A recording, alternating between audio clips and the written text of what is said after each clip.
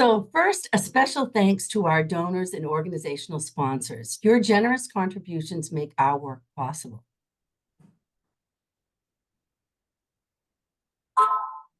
I also want to thank you for joining us today as we discuss voting, the impact of political action, how to amplify your voice to be a powerful agent for change, and why it matters. If you haven't seen our earlier voting webinar, visit the ARC's YouTube channel to watch Your Right to Vote to get dates and details about voting in the upcoming election. Also, a reminder that from that webinar, people under guardianship have the right to vote unless it is specifically prohibited in their legal guardianship documents.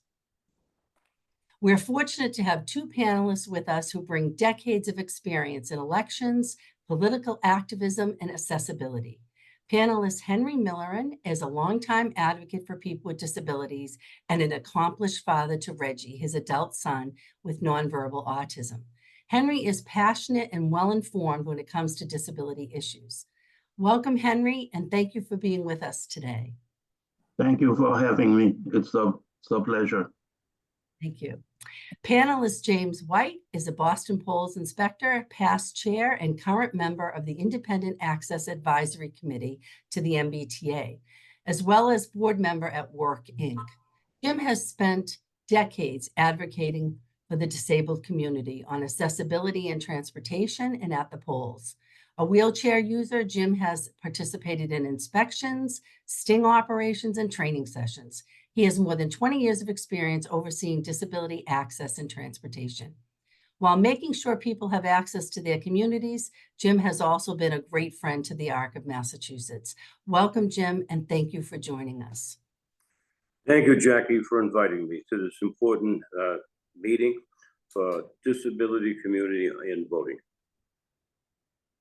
According to the Center for Disease Control, more than 61 million Americans live with some type of disability.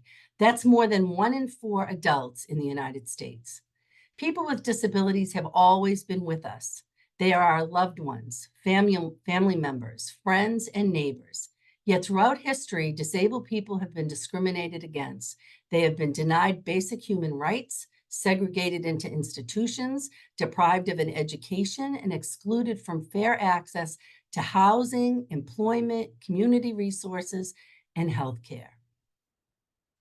The following quote by anthropologist Margaret Mead sums up today's theme.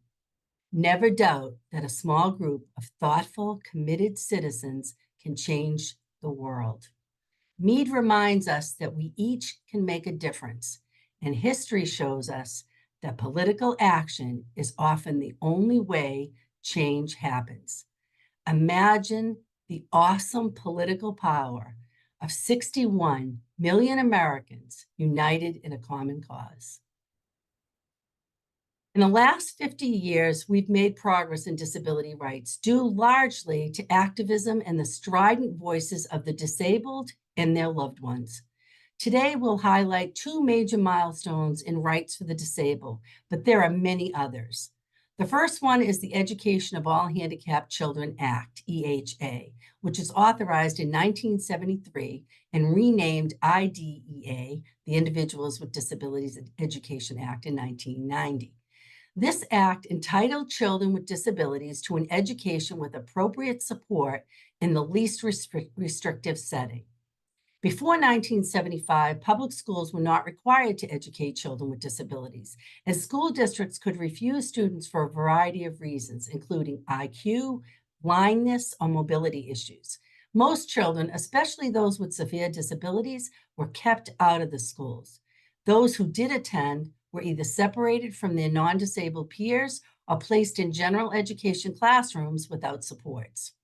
According to the Department of Education, in 1970, U.S. schools educated only 1 in 5 children with disabilities, and many children with disabilities lived in state institutions or remained home without services.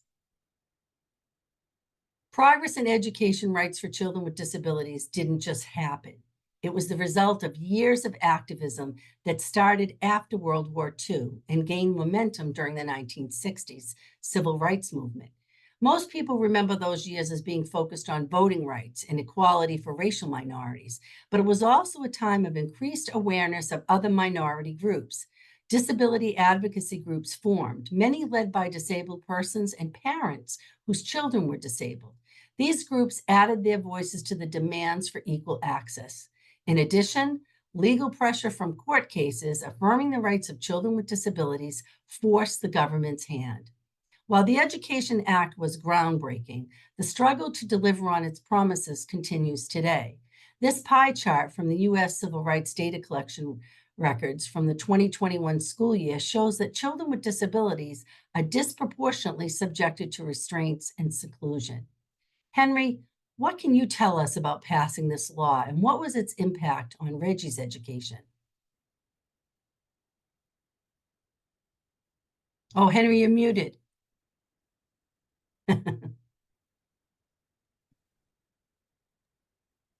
Yeah, if you look at it, the evolution of education for people with disability were very challenging.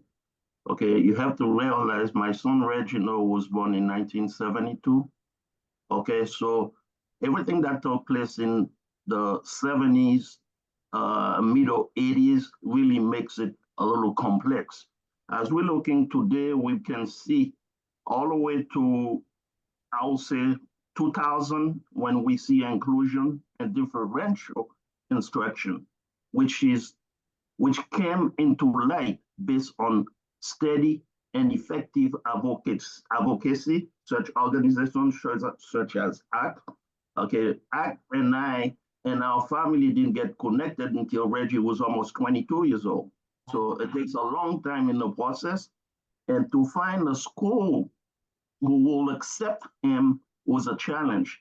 That's the time my wife has to give up her career on becoming a medical professional and stay home and become a stay-home mom, because when you send Reggie to school in Boston, they will call you within 2 hours that he's in Malden.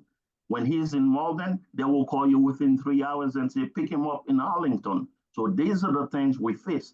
And until today, this is not over. This is not complete. We still have a long way to go.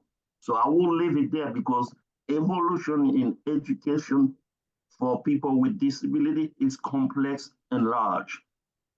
Thank you.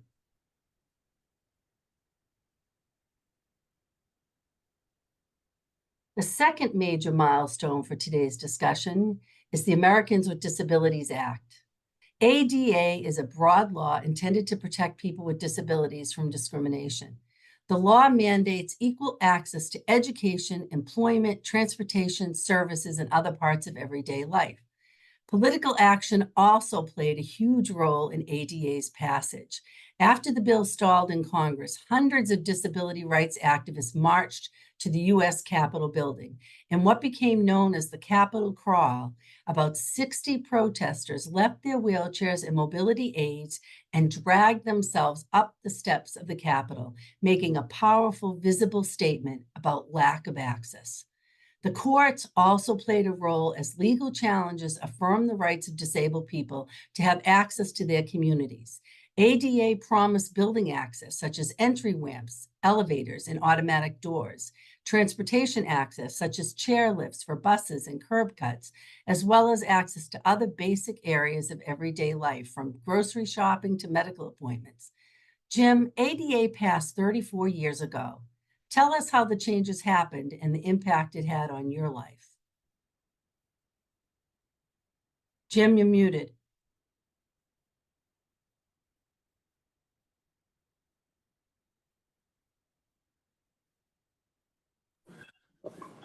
Sorry. Thank you, Jackie. Yeah, unfortunately, after ADA was passed, for a long time, nothing happened because a lot of cases were brought up into court challenges. And it wasn't until until 1999, which the Supreme Court made a landmark decision called the Olmstead decision, which actually quoted that the unnecessary segregation of persons with disabilities, that it mandated that people had a choice to be in what's called a community setting. And that was the first important change where people had a choice. Instead of being institutionalized, they had a choice to be maybe in the neighborhood where they grew up, and to be with their family, friends, people, places where they went to school, to be in a natural environment that was conducive for a normal upbringing of individuals. Just because you're disabled doesn't mean you shouldn't have all the other benefits that go along with living in a neighborhood. One of the other changes was obviously transportation. And a major thing that I was involved with, which was called the Delta Study in 2007, before 2007, was persons with disabilities could not only not get on a bus, the buses wouldn't even stop for them. So until a Delta Study, which was members of the disability community, tried to get on and off buses for a 2-month period, where we actually won a serious lawsuit in a court case where it mandated the MBTA actually had to create an ADA program called the Bus ADA Recertification Program, which I was part of, involved in attending every single recertification of every new bus driver and every driver that was in the system. It was an all-day course that everybody was mandated to attend, of all the disability rights that they had to adhere to. It was a major change in allowing people with disabilities to get around the city of Boston. And it was an extremely important milestone in helping persons with disabilities actually become an active member in the city of Boston. Thank you, Jim. I think it's important to get those dates out there too. So the law passed in 1990, and this was 2007 before the city actually was really moving on it. As Henry mentioned with the Education Act, these things don't happen overnight. Took a long time. Jackie, the law was passed 26 July 1990. Right. Yeah. So these advances are just 2 examples of milestones in disability rights that resulted from activism and responsive elected leaders. Whether progress happens from grassroots demonstrations, political pressure, or simply voting for leaders who share our values, one thing is clear: change does not come easily. To improve government laws and policies, we must participate in the process. It's also worth noting, the ARC does not endorse specific candidates or political parties. We focus on issues. We advocate for change that protects the rights and improves outcomes for people with disabilities. We do that by advocating for change directly with the powers that be, whether they are elected officials or government leaders. We also do it by empowering you, our community, to be your own agent for change. It all starts with voting. In a democracy like ours, being able to choose our leaders is a privilege and a responsibility. The people we elect to run our government at all levels make decisions that impact our lives. We must elect leaders who best represent our interests if we are going to see positive change for our communities. Henry, why do you think voting is especially important for people from the disabled community? Voting is a fundamental right and crucial aspect of our democratic process for every citizen. When I say every citizen, I will say including people with disabilities, because there's a misconception about people with disability. They think disability must be visible. Not really. It doesn't have to be visible. There may be several reasons why voting is especially significant for the disability community. We're looking at representation. We're looking at empowerment. We're looking at advocacy rights. We're looking at awareness and visibility. You heard James mention, awareness, visibility. That's what led to the access in transportation, which is, as of today, it's still not there yet. Not there. And then you're looking at legal protection, community engagement. Yes, we are engaged, but not fully engaged. You're looking at change and systematic barrier that prevent us to do. And other most important thing, it's local issues. I will tell people, election is a pivotal moment in our nation history, which is more than electing a president. You see, more people vote during election on every 4 years, okay? But it is very important for people to realize, to come together, to vote for, to participate in the voting process, to share our core value, which is nothing but freedom and democracy. Election is a safeguard of principle that's defined the American society, our society that we take for granted. I can say that because I grew up in more than one society. I wasn't born here. So that gives me a chance to compare what we have here and what we have out there. On top of it, I served this country at the military level, so I know what being a patriot is. As citizens, as people with disability, we must recognize what's involved. Just like you said, Jackie, we are not endorsing any candidate. This is not our role, but our role is to tell our community, members of our community, how important it is to vote. The choice you're gonna make will shape the future of your community, your family, your country.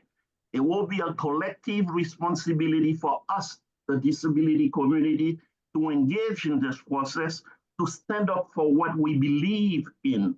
Just like you said, 61 million, a tiny group of people can change the world. I know I'm part of the changing world, okay, because I've been doing it for over 50, Reggie is 52 years of age, okay?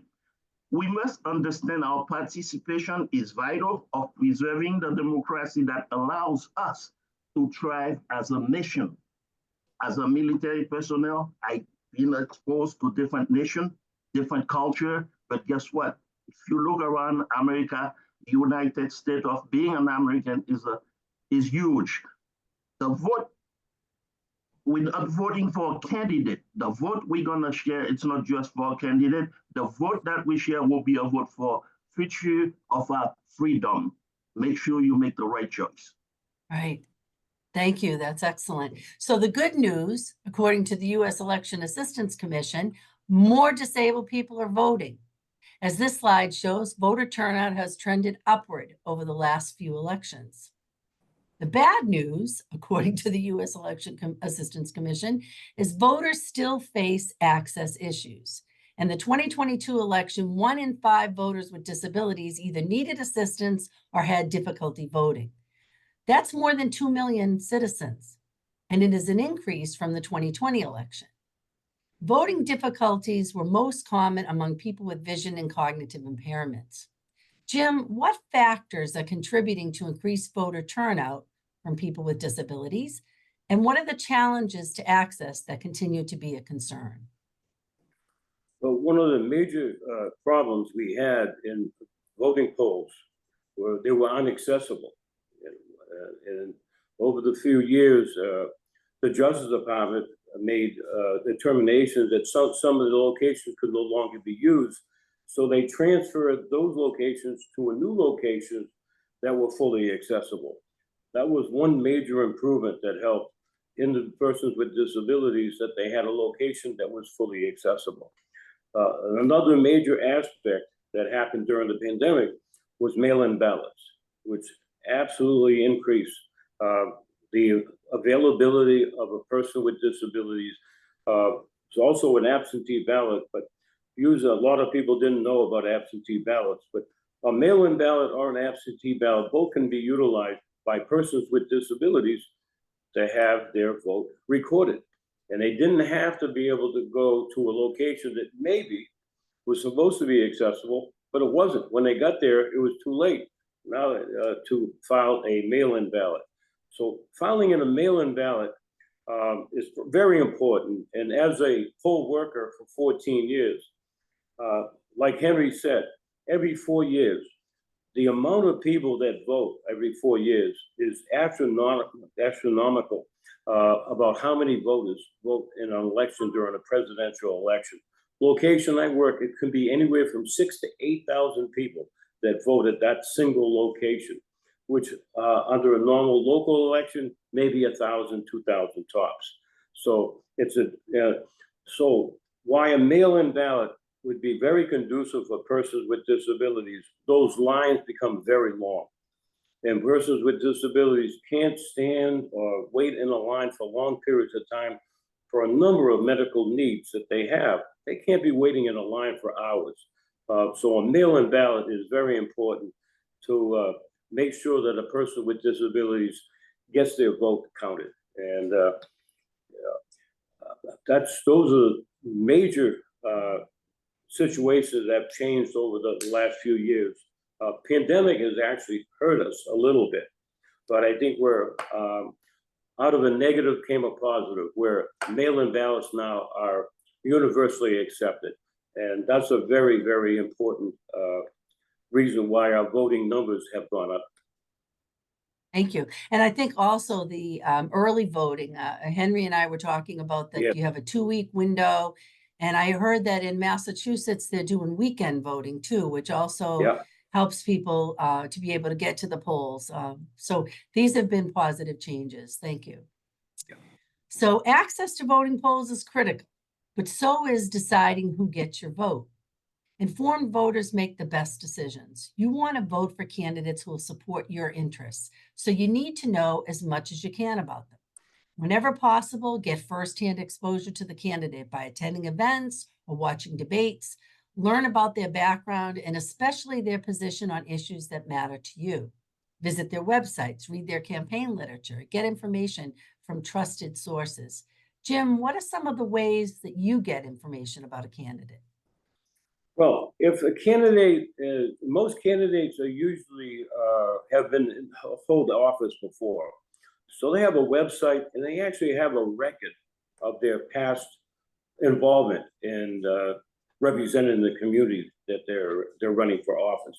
So you actually have a website that you can go to and actually look at what their voting record is and how who the people they represent and how on how they vote.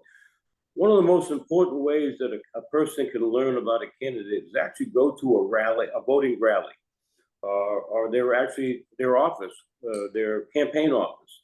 And you can ask some questions about how do you feel about this position and this position, positions that affect persons with disabilities. Find out what they stand for and are they in line with your position for the help that you need. Local newspapers usually do a long review about their past histories, a whole profile of what they did, how they were, what education they've had, what they've done in the past, and what's led them up to running for a campaign. Pretty much gives you a total overview of what their experiences are and whether or not their experience and their past experiences actually assist them in becoming a candidate for public office. Let me trail on that a little bit, because we've done it in the past with the act. We used to bring, the candidate and have a conversation with them. These are things we used to do when I served on the government affair. Now, today's world is a little bit better because we have what we call social media. That is a powerful tool for people with disability to understand the awareness and advocacy in many ways. Okay, some of them are there. You can share personal stories. Okay, you can learn from the one, like Jim said, but you have to remember today's world, newspapers is declining. Okay, it's declining. We don't see much newspaper. Educational content is important. Awareness campaign. I said something, personal with Jackie. I said, I'm to the point, and I said that to every community that I talk to. I said, if I vote for anybody, I don't care which level, whether it's local all the way to the president of the United States, you have to know this face. You have to know this guy's name. You have to at least, anytime you hear Henry Milorin, you know it's disability guy that's talking. Right. That's what I will recommend to everyone listening to us. If you're getting connected to any campaign, make sure they know you. Well, actually, that's the next slide. But I And wanted to mention something, Jim, that you said to me earlier that you didn't mention today. Voter guides, also a very good way to hear about your candidate. So the Yeah, next slide is really, one thing though for Henry is that when you're on social media, it's important to do fact checking. Don't believe question about everything it. they say on social media because people make up stories. So it's True. important to fact check whatever you see on social media. True. so I'm gonna jump on to a point that Henry just made. Just as you need to be an informed voter, it helps when your elected officials know you. Once you've decided on your chosen candidate, you may want to help them get elected. Most campaigns for political office rely heavily on volunteers, but whether or not you help them with their campaign after they're elected, reach out, introduce yourself as a supportive voter, and let them know the issues you care about. Henry, do you want to repeat why it's Well, so I can important add, their elected representatives know you? I can add extra to it because I said I got involved in this since the 70s. Okay, I've been through the 70s, the 80s, the 90s, the 2000. I'm still on 2010, 2020. I'm looking at 2030 to come. Now I'm giving you a date of census. Okay, that's when population change. So actively, if you go, you volunteer, you help, even if you hold a banner for that person you're supporting. Today's world, you don't have to give a lot of money. In my culture, they say giving small is still giving. It's not the amount, it's the action. So $5, $7, okay. Yes, we are making small money, but if we donate to that person, he or she, the candidate will remember you. That means you made your voice well known and you are connected with them. Now you can go to them. I'll give you a little. There was a state representative. I was lobbying on something for the disability community. And I went to him at the state house. I asked to talk to him. When I get there, he says, yeah, but you know, I don't represent you. I said, yeah, I know you don't represent me, but you represent the town where I live. You're not part of my district, okay? But you still, whatever you do, whatever you sign on, you decide will affect me. But at the same time, if you don't want to help me, I'm gonna call all my friends living in your district who vote for you, and you know I have that influence to tell them not to vote for you. He says, no, it's not what I meant. Let's sit down and talk. And that's it. Okay? So you have to have one hand with the other. Right. So let's see if I can advance the slides. There it is. Okay. So as we noted, the ARC doesn't endorse candidates, but the organization is well known among elected officials. This slide highlights a few of the ARC's wins this year, including historic increases in human services workforce funding, significant increases for DDS, and passage of two important housing and healthcare priorities. Operation House Call, which trains over 1,000 medical and nursing students every year to ensure tomorrow's doctors are equipped to provide optimal care for people with autism and IDD. And accessory dwelling units, a longtime ARC priority, and many other advocacy organizations. This law will allow families to build a living space onto their single-family home. ADUs are a needed in-community housing option for so many people with disabilities. The ARC protects the rights and improves the lives of people with disabilities by understanding their needs and sharing that information with elected officials and government leaders. Since there is strength in numbers and change requires united effort, the ARC also does the very important work of informing and organizing people with disabilities around issues that matter. Get on our mailing list, follow us on social media, be part of our government affairs team. Learn how you can be empowered to be a force for change. 2024 election. Many are calling it the election of our lifetime. Depending on who wins, candidates up and down the ballot will have a lasting impact on the milestone achievements we've made and our ability to make future progress. For instance, one current bipartisan bill that has been long overdue is the SSI Savings Penalty Elimination Act. Supplemental security income is for people who have little or no income and are disabled or over 65 years. The current asset limit is $2,000, which hasn't been increased since 1985, 39 years. Henry, why is this election so critical and the issue so important to the disabled community? It is extremely, important for people with disability to understand that we've been trying for years. We try at the federal level, we try at the state level.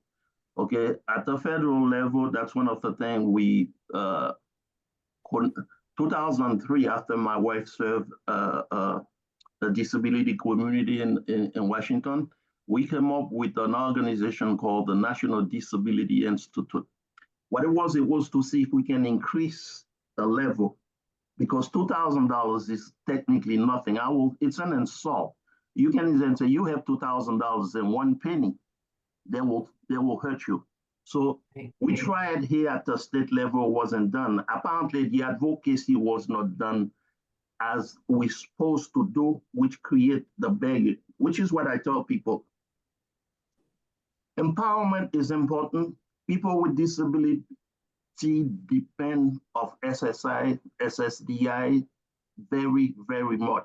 I'm not going to cite them, and I can't do that, but you have to see who will protect that. Okay, who will protect that? Because it's not, there's a misunderstanding. They think people with disability are non-productive, but I get news for you, they are not. And I said that as a guy who used to hire people. My son may have speech impaired, but I will hire one of my son for 10 people who doesn't have his issue.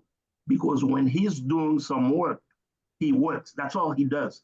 I'll squeeze something for you to understand what I'm explaining. When he was at the high school level, his first job used to work in a dry cleaning. We sent him to work. He take the bus from Arlington, went to Arlington, went to work. One day, the wife and I received a phone call about him. So we were worried. We thought he did something bad. The guy said, no, there's nothing wrong to worry about. We just want to know the work we pull out for Reggie to do for the week. He's done it in less than 4 hours. That's the thing. That's what you need. Matter of fact, what you need to do, show him more than that. Show him every machine that you have in that dry cleaning. And he did that. I said, when he's over, teach him how to empty the trash. But this guy, all he does, he's not talking to anybody. He's not wasting valuable and productive time. All he's doing is work. And if most of us here in this webinar, okay, who are exposed to people with disability, that's one observation I would love you to start practicing. When you go to site, look at these people working. They're not working like you. They're not on the phone checking social media. They're not on the phone checking their children, their dog. They're right there at their desk doing nothing but working. Thank you.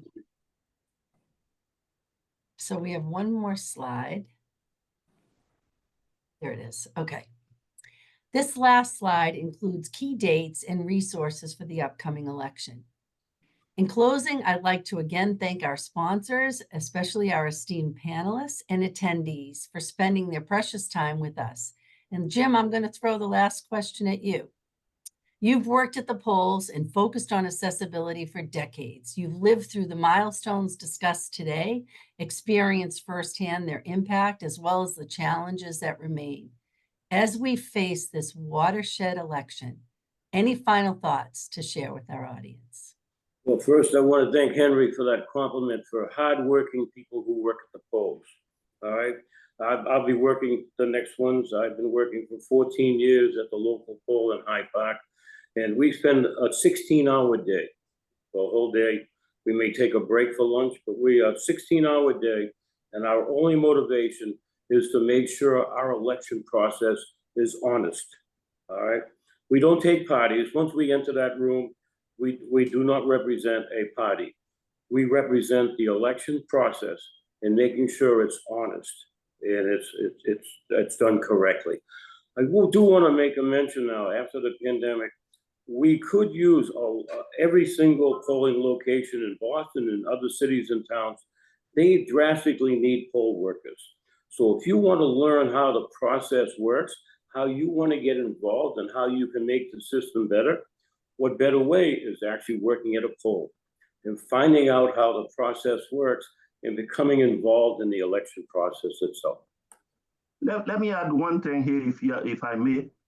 Yes. To understand the process of an election is to work it, is to go there and spend some time. If you never, ever, if all you did was voting, you don't know much about election.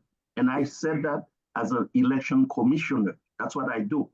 Okay, I started from the lowest level in my city, okay, lifting box, working as a inspector, as a warden, as a clerk. That means working the polling side all the way to becoming the election commissioner. Today, election is more complex than we understand. And you, just like James just mentioned, election workers are non-partisan. They only have one party they're seeking is the integrity of that election. The integrity of that election is the baseline for every poll worker. The same you say to anybody is a good morning, can I help you? You there? It's the same process for everyone regardless of your party. Okay, that's one process I said in America, which is very important, is the fact all of us have the same equal number, one vote. No one can double your vote, period. No one, because everybody have what you call a voter ID that is but for you. That's it. Once you vote, it's all over. Okay, right. I wanted to make that point, the integrity of the election, because as you know, I was up early this morning, 8:30, we started early voting in my town. And now we're gonna be there until 7:30 tonight. Why? Because you don't work election for, I'm one of the guys in Boston who brought the idea of stipend. Okay, give the guy $1 to buy his coffee or put gas in his car.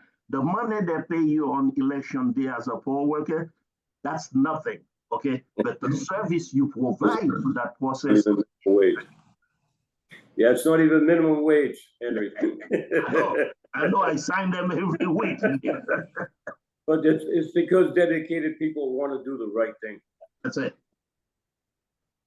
Well, thank you all for coming. I don't think we have any questions in the chat. I've really enjoyed having this discussion with you, both of you gentlemen. I appreciate your input. And I would ask everyone, please be informed, vote, and get involved with advocacy. The ARC is a great tool for doing that. Thank you all. Bye. Thank you. Thank you, Jackie. Thank you. Thank you both for your service and all the work you did to make things different. Well, you take over one of these days, it's going to be you who continue with that battle. Sure. Thank you. Nice meeting you, Henry. Same here, Jeff. Bye-bye, guys.